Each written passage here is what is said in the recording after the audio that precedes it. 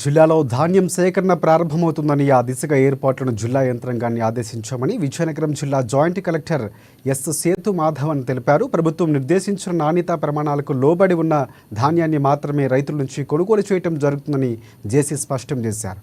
ఇక ధాన్యం సేకరణకు అవసరమైన గోనె సంచులను కూడా ఉచితంగా సరఫరా చేస్తామని, ఒకవేళ రైతులు వాటిని స్వయంగా సమకూర్చుకుంటే అందుకు అయిన ఖర్చులను కూడా ప్రభుత్వం నేరుగా రైతుల బ్యాంకు ఖాతాల్లోకి ధాన్యం సొమ్ముతో సహా చెల్లిస్తుందని వివరించారు.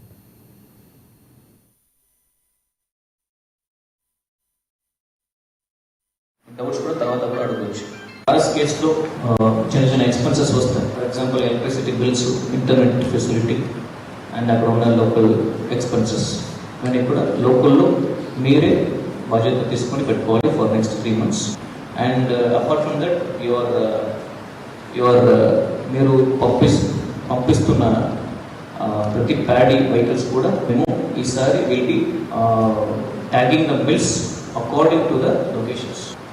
లాస్ట్ టైం ర్యాండమైజేషన్ ఉంటుంది, అది ఈసారి తీసేస్తాం. ర్యాండమైజేషన్ ఉండదు. So tagging can be more easier. ఈసారి చాలా ఈజీగా ఉంటుంది.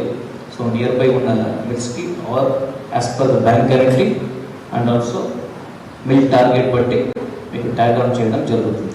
అది చూసుకొని అక్కడ ఉన్న అలాంటి మిల్స్కి మాత్రమే పంపించాలి, డైవర్ట్ చేయకూడదు. వాళ్ళు తెలియదంటే తెలుసుకోండి.